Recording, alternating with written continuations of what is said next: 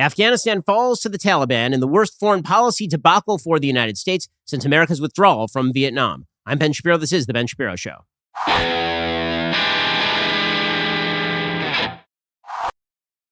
Today's show is sponsored by ExpressVPN. Protect your data from big tech with a VPN I trust. Visit expressvpn.com/Ben. We'll get to all the news in just one moment. It is a very bad day in the news. We'll get to that in a second. First, let us talk about a simple fact. You are spending too much money on your cell phone bill. Take a look at it right now. If you're with Verizon or AT&T or T-Mobile, you are simply paying too much. It's time to switch over to Pure Talk. Pure Talk can save your family over $800 a year. They've got the same great coverage as all of those big providers because Pure Talk is on the exact same network as one of the big three, but at a fraction of the price. And switching is as easy as switching out your SIM card. You can keep your phone, keep your number, or get huge discounts on the latest iPhones and Androids. Plus, right now, you can get unlimited talk, text, and 6 gigs of data for just $30 a month. And if you go over on data, they're not going to charge you for it. There's a reason Pure Talk is the highest rated wireless company by Consumer Affairs, why they are the preferred wireless partner of AMAC. From your cell phone, dial pound 250 and say my name, Ben Shapiro. Save an additional 50% on your very first month. That is pound 250. Say my name, Ben Shapiro, to save a bundle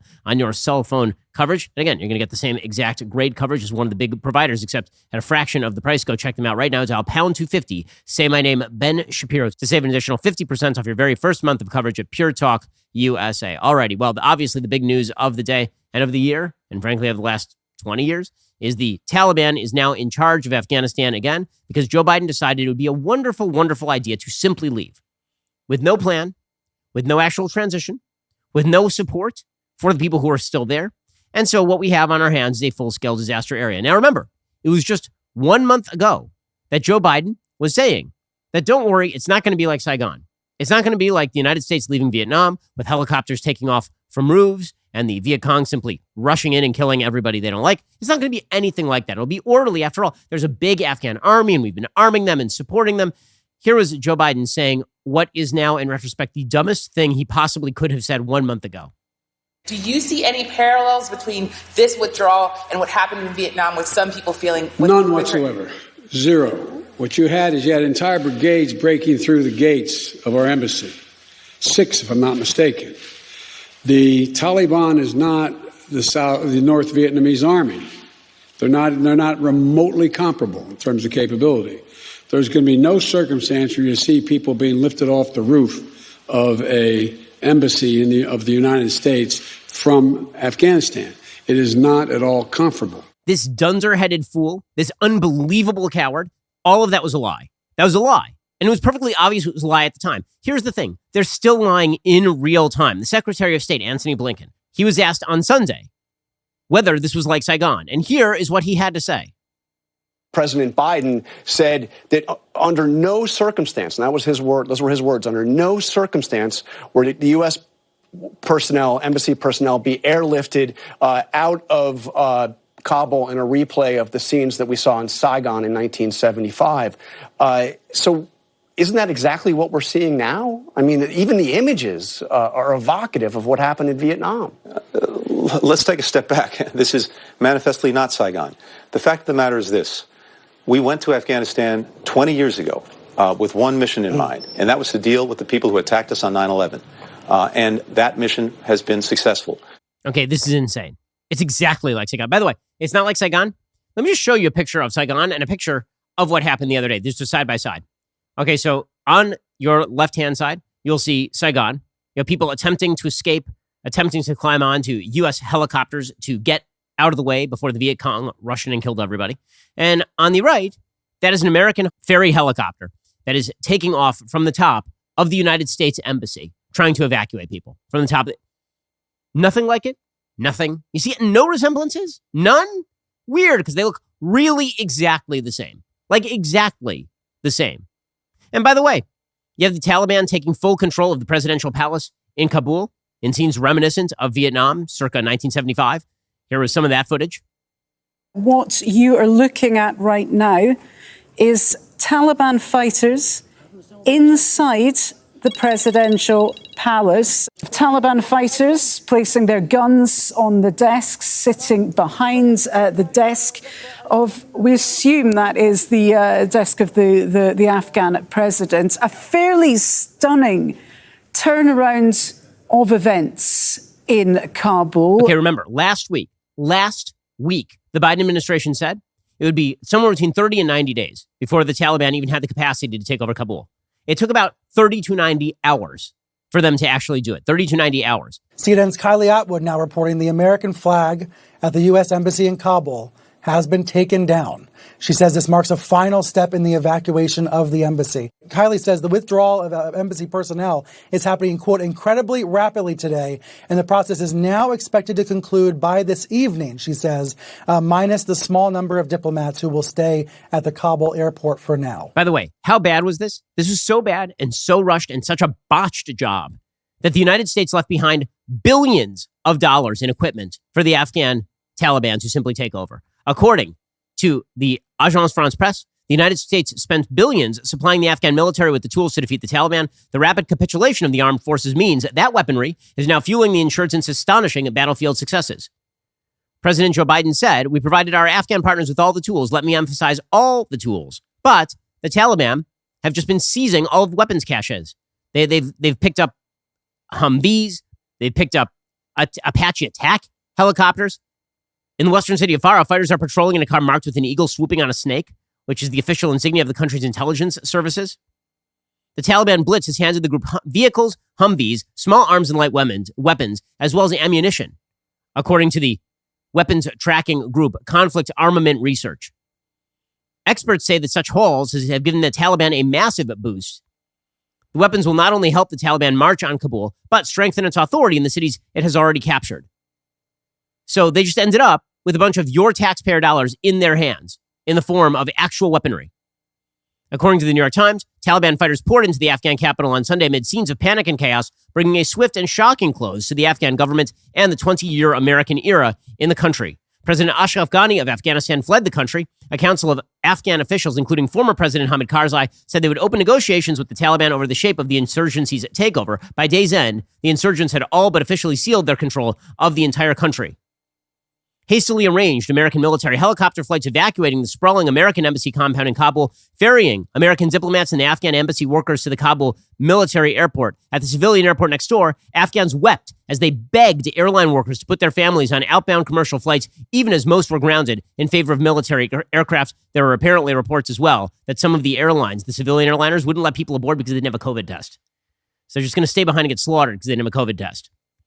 Really solid stuff all the way around for the West. You have a bunch of 8th century barbarians who are now taking over sophisticated military equipment from Western powers. They just took over auspices of the $700 million American embassy in Kabul, sovereign American territory that was just taken over by the Taliban. And of course, the people who were let out largely by fools in the West. And by the way, this is a bipartisan problem. Barack Obama and George, let's start from the beginning. George W. Bush misdefined the mission in Afghanistan. The mission in Afghanistan was very clearly to get rid of al-Qaeda and get rid of the Taliban to prevent them from taking over again and letting al-Qaeda back in. Okay, the mission was not, it was a side mission, it was nice. The mission was not human rights. The mission was not establishment of a long-term democracy. The mission was preventing this from being a terror base. Period. End of story. If that had been made clear over and over and over again, perhaps the American people would have been willing to make what amounts to, at this point, a relatively minute sacrifice to maintain a small troop presence in Afghanistan. At the time the United States left, there were 3,500 troops on the ground in Afghanistan, largely to control, for example, Bagram Air Base, which is now controlled by the Taliban. Okay, those 3,500 combat troops represented a tiny, minute proportion of American military power all over the world. The last American soldier who had died in combat was killed February 8th, 2020. It has been a year and a half. The United States is spending on average about $45 billion a year on Afghanistan, which amounts to approximately 1% of the federal budget before COVID. Now with the new budgets, it's going to amount to half a percentage point of our federal budget. This was not a quote unquote endless war that required the United States to pull out forthwith, leaving people to be slaughtered in the streets and the Taliban to rush back in to take back over the entire country, with no possibility, by the way, of America now being able to stage attacks on actual terrorist positions because we don't have air bases there anymore. Okay, so George W. Bush misdefined the mission. Fair. Then Barack Obama runs on the platform of pulling out in 2008. And then, as president, he realizes that this is actually not such a great idea. And so he sort of takes a halfway position. Instead of actually securing our position in Afghanistan, he starts doing like a mid-range surge, and then he starts making backdoor overtures to the Taliban. That continues under President Trump, who also campaigned on ending the war in Afghanistan and was making pretty open overtures to the Taliban. I mean, there was American negotiation going on with the Taliban in Qatar. And then that was followed by Joe Biden, who decided to finish this thing by simply pulling out with no negotiations, with no possibility of real commitment, with nothing, for no reason at all. None.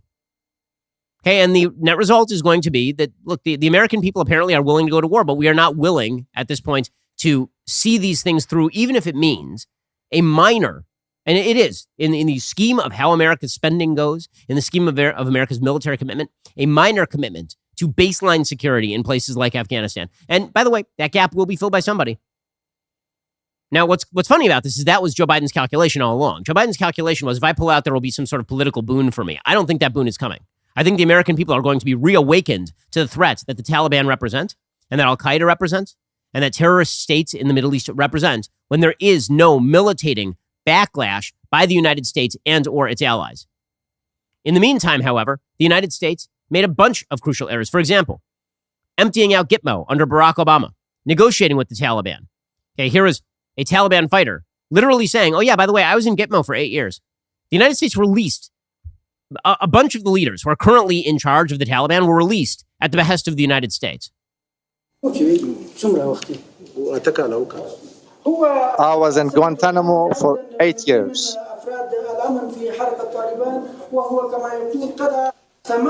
By the way, not just this guy, okay? According to The Guardian, Abdul Ghani Baradar, who's the Taliban leader, he was freed from a Pakistani jail at the request of the United States less than 3 years ago.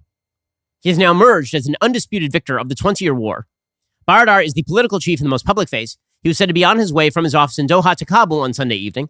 In a televised statement on the fall of Kabul, he said the Taliban's real test was only just beginning. They had to serve the nation by presumably stuffing women back into bags and or into basements, making sure none of them ever read again, and ensuring that women don't walk publicly without a male next to them. Like this is operating in the 8th century seems to be a way of running the nation. Baradar played a succession of military and administrative roles in the 5-year Taliban regime. By the time it was ousted, he was Deputy Minister of Defense. During the Taliban's 20-year exile, Baradar had the reputation of being a potent military leader and a subtle political operator. Western diplomats came to view him as on the wing of the Quetta Shura, the Taliban's regrouped leadership in exile that was most resistant to ISI control, that's the Pakistani intelligence service, and most amenable to political contacts with Kabul. The Obama administration was more fearful of his military expertise than hopeful about his supposedly moderate leanings. The CIA tracked him down in Karachi in 2010 and then persuaded the ISI, which is the Pakistani Secret Service, to arrest him. In 2018, Washington's attitude changed. Donald Trump's Afghan envoy, Zalmay Khalilzad, asked the Pakistanis to release Baradar so he could lead negotiations in Qatar, because everybody on both sides of the aisle decided that this was not a war worth a minimum of effort at this point at all. Now, I think all of that is wrong. But even if you think all of that is right, what is certainly wrong is the insane way that Joe Biden just decided to pull out of this thing. Even if you think it's good policy for the United States not to be involved in Afghanistan, the way that Joe Biden has performed this is the crappiest way anyone could have ever performed this. It truly is an astonishing failure by Joe Biden, who also is saying that he's not going to do any pressers. He's not doing, no need. Does he have to talk to you? Nah, Matlock is on. He's too busy. He's got things going on. We'll get to Joe Biden's reaction in just one moment. First, let us talk about keeping your home safe. There are 1,000 reasons why protecting your home matters to you, and there are a lot of reasons why protecting my home matters to me. If somebody stops by or something is going on outdoors around the house, Ring will let me know. It is peace of mind anytime knowing our home is protected.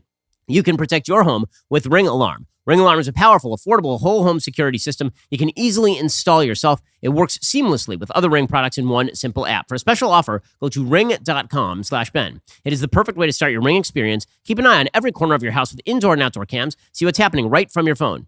Ring Alarm is super easy to install. Like, really, you can do it yourself. As soon as we moved from California to Florida, my wife's first priority making sure that the Ring devices were on the house, and now I can keep track of my kids no matter where I am. Protect your home anytime from anywhere with Ring Alarm. Go to ring.com/Ben for a special offer on a Ring Alarm security kit today. You can build a system right for your home, have it up and running in just minutes. That's ring.com/Ben. Once more, ring.com/Ben. Again, that is ring.com/Ben for a special offer on a Ring Alarm security kit today. Okay, so things are getting incredibly ugly over there, obviously. CNN reporter Clarissa Ward, she says people here are absolutely terrified. We can certainly hear quite a lot of gunfire going on over the course of the last hour or two, particularly, I should say.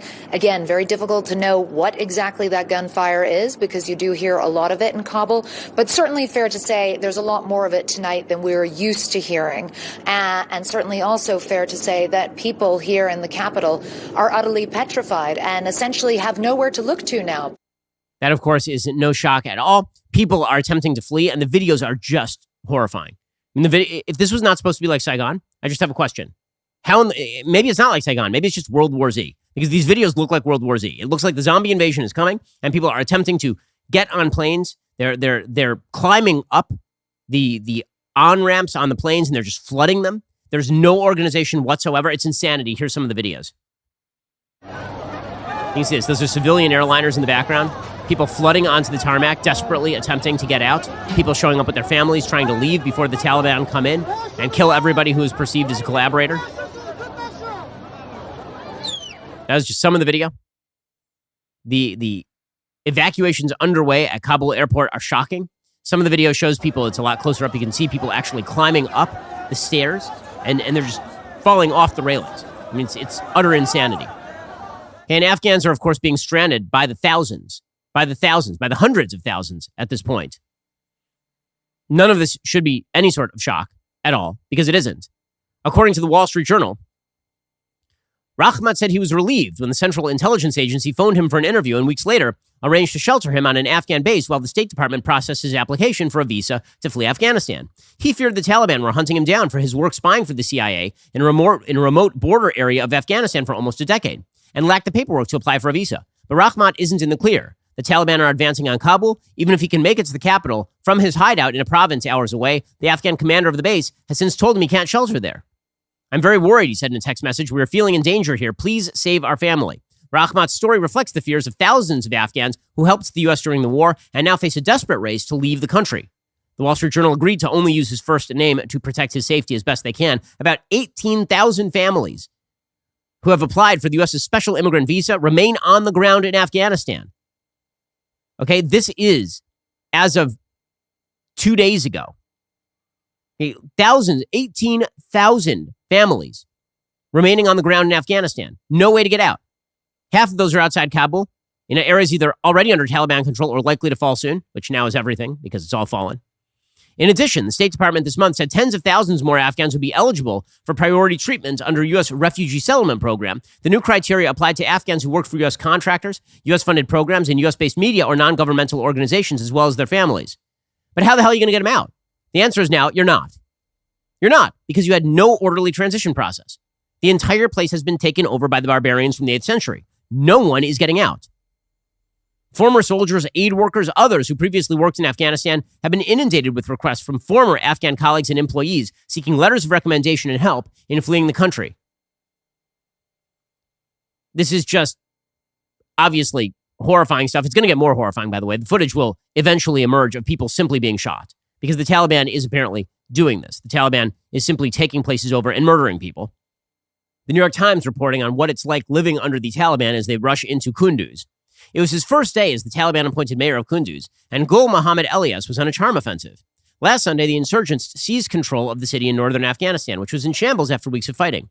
Power lines were down. The water supply powered by generators did not reach most residents. Trash and rubble littered the streets. The civil servants who could fix those problems were hiding at home, terrified of the Taliban. So the insurgent commander turned mayor summoned some to his new office to persuade them to return to work. I said our jihad is not with the municipality. Our jihad is against the occupiers and those who defend the occupiers. But day by day, as municipal offices stayed mostly empty, Mr. Elias grew more frustrated, and his rhetoric grew harsher.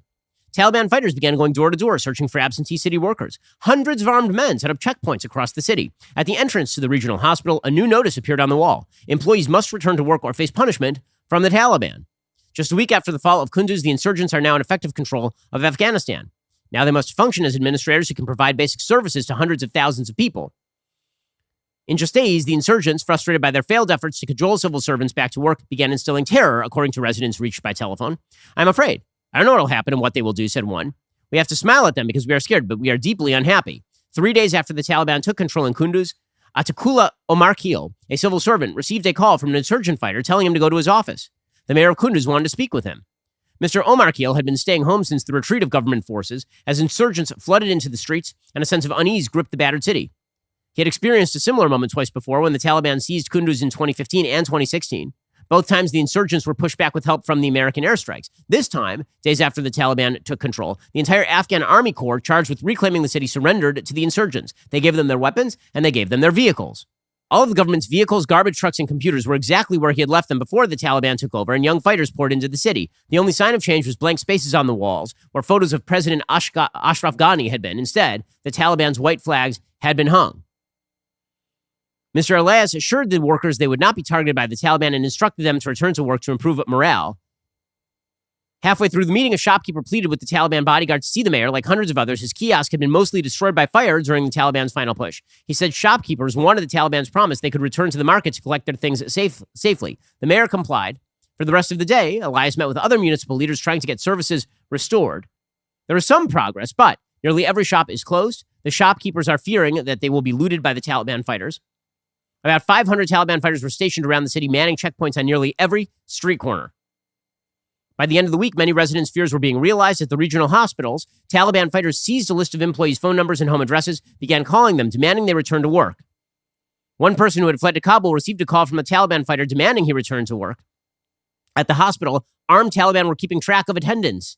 Female staff wore sky blue burqas as they assisted in surgeries and tended to wounds from the airstrikes. Things are going to go great. Things are going to go just beautifully. By the way, there is an impact on the United States as well. It's not just bad things happening in Afghanistan, as we'll get to in just 1 second. First, let us talk about a simple fact. When the founders of the United States wrote the Constitution, the first thing they did was make sacred the rights of the individual to share their ideas without limitation by government. The second thing they did was ensure that everybody had the ability to defend that first right. That is why people have the ability to keep and bear arms in the United States. Owning a rifle is a big responsibility, and so is building rifles. Bravo Company Manufacturing, BCM, builds a professional-grade product built to combat standards. This is because BCM believes the same level of protection should be provided to every American, regardless of whether they're a private citizen or a professional. The people at BCM assume when a rifle leaves their shop, it will be used in a life or death situation by a responsible citizen, law enforcement officer, or a soldier overseas. The people at BCM feel it's their moral responsibility as Americans to provide tools that will not fail the end user when it's not just a paper target, but somebody coming to do them harm. BCM also works with leading instructors of marksmanship from top levels of America's Special Ops Forces, from Marine Corps Force Reconnaissance to U.S. Army Special Ops Forces, connecting them with other Americans. Those instructors will help teach you the skills necessary to defend yourself, your family, or others. To learn more about Bravo Company Manufacturing, head on over to BravoCompanyMFG.com. You can discover more about their products, special offers, and upcoming news. That's BravoCompanyMFG.com, or check them out at YouTube.com/BravoCompanyUSA. Okay, so it's not just that there are terrible ramifications for everybody who is stuck in Afghanistan, of course. It's that there are bad ramifications for the United States. The chairman of the Joint Chiefs of Staff, Mark Milley, when he's not lecturing everybody about the evils of white privilege, he told senators on Sunday a previous assessment of how soon terrorist groups will reconstitute in Afghanistan will speed up. On a Sunday phone call between top Biden officials and senators from both parties, Senator Lindsey Graham asked Defense Secretary Lloyd Austin and Milley whether they will revise an assessment to Congress in June of a medium risk of terrorist groups reconstituting in Afghanistan within 2 years. Milley said yes. He would have to assume that timeline would now be moved up. He would be happy to brief senators in the classified setting. Sources on the call described a surreal experience listening in on the Biden officials brief them on the situation while checking their cell phones and seeing real-time chaos unfolding in Kabul. Senators from both parties pressed Milley and Austin on efforts to evacuate U.S. personnel and the many thousands of Afghans who helped Americans in the war effort and are desperately trying to escape. A source said the sad reality is there's no way they can evacuate by August 31st the more than 20,000 Afghans who want to escape the country. And that's not including their families. You're probably talking more like 75 or 80,000 people who want to escape the country and are not going to be able to get out. Two takeaways for me, what said one source. We're going to leave tens of thousands of people behind, and a timeline in terms of threats has now accelerated. Remember, that was the original reason we went there in the first place. Antony Blinken was asked, is the Taliban-controlled territory now going to become a hotbed of terrorism again? He just avoided the question, as he is apt to do. You don't think that Afghanistan now is going to become a hotbed of terrorism? Jake, we have tremendously more capacity than we had before 9/11 when it comes to counterterrorism. In places around the world where we don't have forces on the ground, in Yemen, in parts of Africa, in parts of Syria, we're able to deal with any potential terrorist threat to our country. And we're doing that every single day. And look, I can't tell you what the Taliban is going to do. That would be a complete non-answer. So he asked him, is Afghanistan going to become a terror hotbed? And he's like, well, Yemen isn't. So, well, I noticed that Yemen isn't in Afghanistan. So that's a weird answer, Antony Blinken. By the way, when the United States leaves a vacuum, somebody rushes in to fill it, according to Foreign Policy magazine. It is not merely a question of what happens in Afghanistan. It's also a question of the United States' global enemies maximizing their benefit right now. According to foreignpolicy.com, U.S. President Joe Biden's announcement U.S. troops will be gone from Afghanistan by August 31st will remove the most formidable obstacle to total Taliban takeover of the country. For 20 years, the U.S. presence in Afghanistan, though not always appreciated, has nevertheless served as a predictable and stabilizing force. Now, the prospect of renewed Taliban rule has sparked major anxiety among the region's powers. For example, earlier this month, Indian Minister of External Affairs S. Jaishankar visited Moscow and Tehran, while Taliban representatives were in each city, raising questions about whether back-channel negotiations are ongoing. So India doesn't want to be on the outside looking in because Afghanistan, which will ally presumably with Pakistan, now provides a threat to India. So India is going to start making overtures to Afghanistan. Meanwhile, China is going to be making overtures to Afghanistan as well. Russia is making overtures to the Taliban. Moscow is preparing to leverage the Six-Nation Collective Security Treaty Organization to address potential trouble at the Afghan-Tajik border, which is being taken over by the Taliban on the Afghan side. Islamabad has now negotiated, that's Pakistan, a quid pro quo with the Taliban to reject U.S. bases on Pakistani territory in exchange for the Taliban's assistance in combating Pakistan's own Taliban-style militants. So now it's not even that the United States is going to lose its bases in Afghanistan. Also, the U.S. is going to have no staging bases in Pakistan, okay, which is next door. So there went the security cooperation with Pakistan, whatever that was worth. Amid all of this regional angst, China is quietly attempting to secure its interests in post-U.S. Afghanistan. Beijing has been actively engaging with Kabul on construction of a Peshawar-Kabul motorway, which will connect Pakistan to Afghanistan and make Kabul a participant in China's Belt and Road Initiative. Up until now, Kabul didn't want to do that because the United States was helping them out. Now, Beijing is building a major road through the Wakhan Corridor, a slim strip of mountainous territory connecting China's westernmost province of Xinjiang to Afghanistan and onward to Pakistan and Central Asia. According to a 2014 report, Afghanistan may possess nearly $1 trillion worth of extractable rare earth metals locked within its mountains. China will now have some control over that.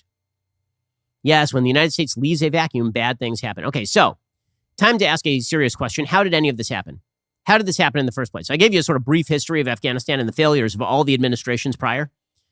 But let's talk for just 1 second about Joe Biden. So, Joe Biden is now blaming Trump. He, of course, says, well, it's not my fault that I decided to simply precipitously withdraw. They put out a pathetic picture, like over the weekend. This White House tweet. They tweeted out a picture of Joe Biden alone in the Situation Room, saying, this morning, the president and vice president met with their national security team and senior officials to hear updates on the drawdown of our civilian personnel in Afghanistan, evacuations of SIV applicants and other Afghan allies, and the ongoing security situation in Kabul. Well, I mean, if he took a picture. I mean, as long as we know that's not a stock photo or anything. There was speculation that was a stock photo, by the way. We don't know if that's true or not. The speculation was because on the wall, the time difference between Moscow and China is apparently 2 hours when it should be 3. And the reason that it is 2 hours is because before March, it's actually a 2-hour time difference. So people were speculating that's not actually a photo from like right now. It doesn't really matter very much. Bottom line is, Joe Biden is not present. Okay, according to the Wall Street Journal, during the 2020 political campaign, Biden presented himself as a globe-trotting leader who had helmed the Senate Foreign Relations Committee, served as Barack Obama's point man on complex international issues, and who is determined to bring a steady hand to national security. Yet the turmoil that has now engulfed Afghanistan, which has led Biden to send 5,000 troops back to the country, by the way, that's double the number of troops that he was taking out in April. So remember that time when we were supposed to withdraw? Now we have 6,000 troops total into the country, apparently. Has confronted the White House with a rather large crisis. Biden said in a statement on Saturday, 1 more year or 5 more years of U.S. military presence would not have made a difference if the Afghan military cannot or will not hold its own country.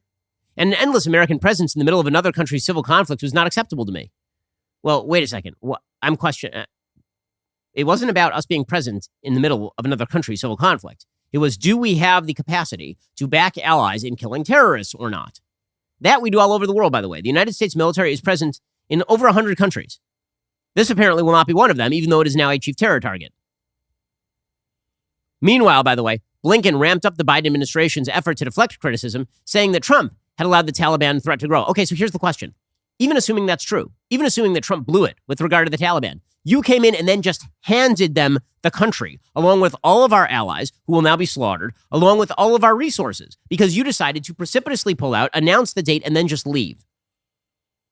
And by the way, it's even worse than that. Joe Biden wants to take credit for that. He overruled everybody to do this. His own intelligence officials were saying this is an idiotic idea. His own generals were saying this is moronic. I mean, President Biden said on Saturday he's going to be sending approximately 5,000 U.S. troops to safely evacuate U.S. and allied personnel, according to the Wall Street Journal, a force slightly larger than the 3,000 personnel who are already in transit back to Afghanistan and the 1,000 already there. But this spectacular failure stemmed from built-in flaws of the Afghan military, compounded by strategic blundering of the government of Afghan President Ashraf Ghani. The Taliban took advantage of U.S.-sponsored peace talks to deceive Kabul about their intentions as they prepared and executed a lightning offensive. Here's the key part. You ready? Here's how bad Biden blew this. The Afghan army, fighting alongside American troops, was molded to match the way the Americans operate. The U.S. military, the world's most advanced, relies heavily on combining ground operations with air power, using aircraft to resupply outposts, strike targets, ferry the wounded, and collect reconnaissance and intelligence. In the wake of President Biden's withdrawal decision, the U.S. pulled its air support, intelligence, and contractors servicing Afghanistan's planes and helicopters. That meant the Afghan military simply could not operate anymore. The same happened with another failed American effort, the South Vietnamese Army in the 1970s, said retired Lieutenant General Daniel Bolger, who commanded the U.S.-led coalition's mission to train Afghan forces in 2011 and 2013. So just to reiterate, the United States worked with the Afghan forces. They trained them in a certain type of combat, namely, they could call American airstrikes in. They had the ability to call in American air resources to clear an area or to pick up the wounded. And then what did Joe Biden do? He said, we're not doing any of that anymore. So it's not just a matter of air support disappearing. It's a matter of the entire model was rooted in a particular level of American support. And without any warning whatsoever, Biden just withdrew the support. Boom, all the supports are gone. Okay, that is like a house that exists in the Hollywood Hills, and the foundations are not particularly stable. You could shore up those foundations, or theoretically, you could just dynamite them and then be surprised when the house falls down. Joe Biden decided to dynamite the foundations for whatever the security strategy was here. There's always a tendency to use the model you know, which is your own model, said General Bolger, who now teaches history at North Carolina State University. When you build an army like that, and it's meant to be a partner with a sophisticated force like the Americans, you can't pull the Americans out all of a sudden because then they lose the day-to-day assistance they need. When U.S. forces were still operating here, the Afghan government sought to maximize its presence through the country's far-flung countryside, maintaining more than 200 bases and outposts that could be resupplied only by air. There were no resupplies available once the United States removed its support. Extending government operations to the most of Afghanistan's more than 400 districts has long been the main pillar of America's counterinsurgency strategy. Mr. Ghani had ample warning of the American departure after the Trump administration signed a February 2020 agreement with the Taliban calling on U.S. forces and contractors to leave by May 2021. But the Afghan government failed to adjust its military footprint to match the new reality. Many officials didn't believe that they would actually leave. Okay, by the way, Joe Biden was informed of all of this. He was told about all of this, and then he just did it anyway. That's the part that's so stunning. I mean, he overruled his own advisors. There were none of his advisors told him that this was a good idea. They were all telling him it's a terrible idea. They were telling him exactly what was going to happen. This wasn't an intelligence failure, as people are trying to blame this on the intel community. This is not intelligence failure. This is a political failure by Joe Biden. He did not care what happened next, period. That's the end of it. I mean, how bad was this, by the way? How bad did Joe Biden absolutely F these people? How bad? He did it. It's so bad that President Biden refuses to allow contractors to continue operating in the country. There's no support. He withdrew all of it. They are all gone. According to the Daily Beast, in the last few weeks, Afghanistan's Air Force became a sticking point in negotiations between the Biden administration and Afghan officials, according to one person familiar with the talks. The country's mostly U.S.-provided air fleet was dependent on foreign contractors to assist with maintenance. As the U.S. withdrawal took hold, the Biden administration refused to even allow contractors into the country to service the Afghan military's aircraft. The United States effectively grounded the Afghan Air Force. So we took away our planes, and we said, you can't use those anymore. And the Afghan government said, okay, fine, we'll use ours. Can we at least borrow some of your contractors so that, our airplanes fly? And the U.S. is like, nope, you're on your own. You're going to have to get Muhammad over there, the guy who's herding the sheep. You're going to have to get him over here. He's going to have to fix up the Apache. And then they're surprised at what happened. In the interim, Afghan air crews were forced to get creative. Maintenance personnel were relying on Zoom calls with American experts in order to figure out how to maintain the aircraft left behind by the Americans. I'm sure that was going great. I'm sure customers are, okay, can you get a better angle? You got your Zoom ready? Okay, we're going to take out your laptop. You're going to aim it in the general direction of the engine of an Apache attack helicopter. And now I need you to explain to me why it's not working. Going to go fantastic. Now it's a mood issue. Photos posted to social media show that Taliban fighters have captured U.S.-provided A-29 Super Tucano light attack aircraft and MD-530F helicopters. Former British International Development Secretary Rory Stewart told the BBC on Sunday, everything is going wrong. Schools are shutting down across the country. Clinics are shutting down across the country. People are taking refuge in their home. Looting is taking place. And of course, again, everybody who had the temerity to work with us is going to be murdered. That is the likely next step here. Now, the good news is that, again, the State Department is making some very strong statements here, like some very, very strong statements. In fact, the State Department put out this particular statement, and it is a stunning masterpiece of just self-importance and delusion. Quote, given the deteriorating security situation, we are working to secure and call on all parties to respect and facilitate the safe and orderly departure of foreign nationals and Afghans who wish to leave the country. Those in positions of power and authority across Afghanistan bear responsibility and accountability for the protection of human life and property and for the immediate restoration of security and civil order. Afghans and international citizens who wish to depart must be allowed to do so. Roads, airports, and border crossing must remain open, and calm must be maintained. The Afghan people deserve to live in safety, security, and dignity. We in the international community stand ready to assist them. Stand ready to assist them? You literally just left. Okay, this is a domestic argument where the police officer arrives, and the husband is literally beating the wife to death. And the police officer takes one look and he goes, you know what? Can't do anything here, and walks away. But as he walks away, he says, lady, if you need help, remember, I'm only a 911 phone call away. That's what this is right now. That is so unbelievably delusional. So unbelievably delusional. But by the way, the delusions don't stop there. We'll get to more delusional nonsense from the State Department. This is crazy. I mean, it's absolutely nuts. Don't worry, though. Joe Biden is not going to miss an episode of Matlock. He has not spoken to the American people over the weekend at all. He wasn't planning to. The Taliban had a press conference from the headquarters of the Afghan government. But Joe Biden, that dude's playing shuffleboard up at Camp David. He cannot be bothered. We'll get to more in just one second. I mean, this you know how many Americans died to secure at least a base, a foothold for the United States to target terror in this region? You know how many Americans were wounded in Afghanistan? Tens of thousands of Americans lost limbs, were wounded, suffer severe psychological distress in order to maintain a base of operations from which we can kill terrorists so we don't get another 9/11. And this dumbass decides, you know what? I'm pulling out. I'm not providing any support. I'm going to not even allow contractors in there to fix their airplanes. But how did this happen? And by the way, it's nothing like Saigon. I mean, just nothing. How could you even see a similarity between this and Saigon? Unreal. We'll get to more in just one second. First, let's be real about this. When you are thinking about sleep quality, you tend to think about your mattress, which is great.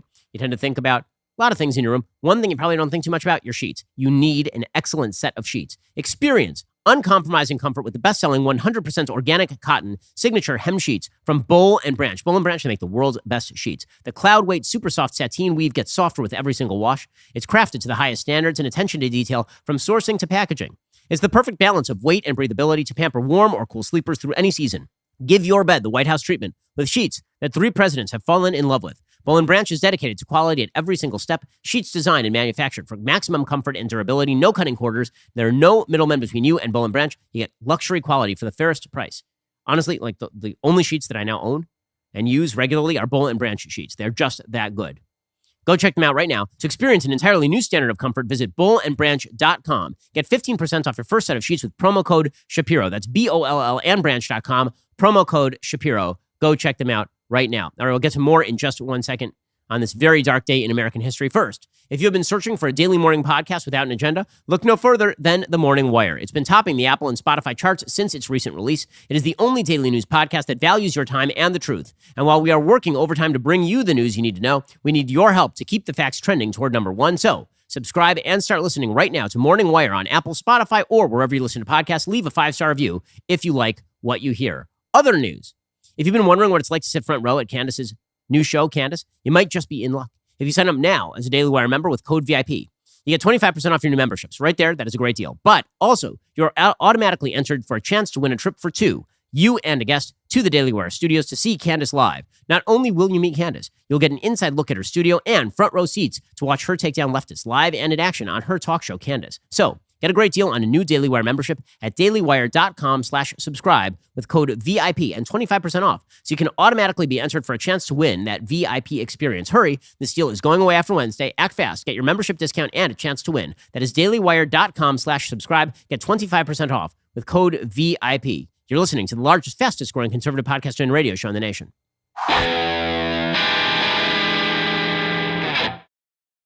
Alrighty, so the State Department's response to this, the Biden administration's response to this, is so unbelievably insane. I mean, it's truly crazy. It really is. I mean, it is as though O.J. Simpson just murdered a bunch of people. It's at least some guy who's just standing there watching O.J. Simpson do it.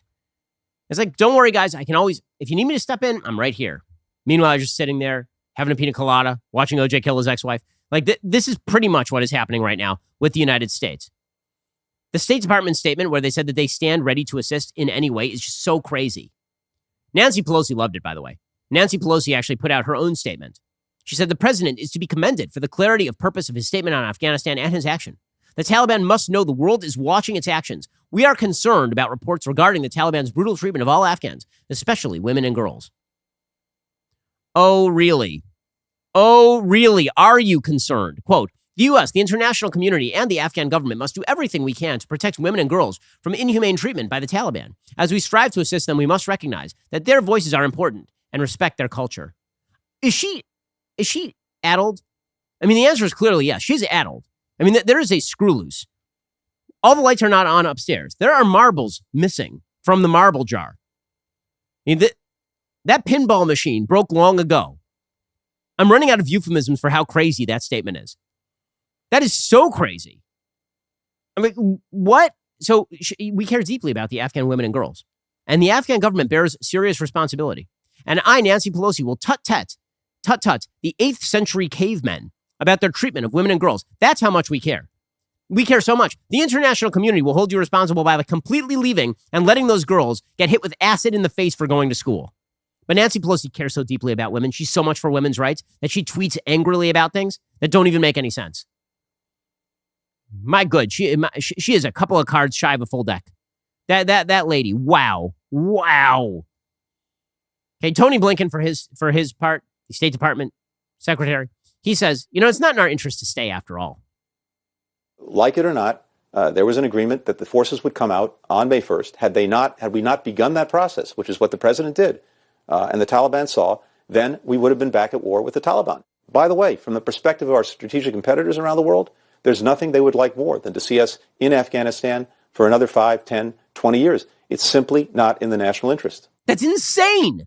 They would like to see us stay there? Then why is it that the minute we left, the Russians and the Chinese all rushed in, and the Pakistanis, and the Indians, and everybody else? Why? Why? We all know the answer to this.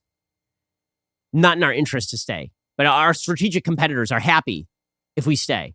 In what world? In what insane world? This is so disconnected from anything remotely resembling reality.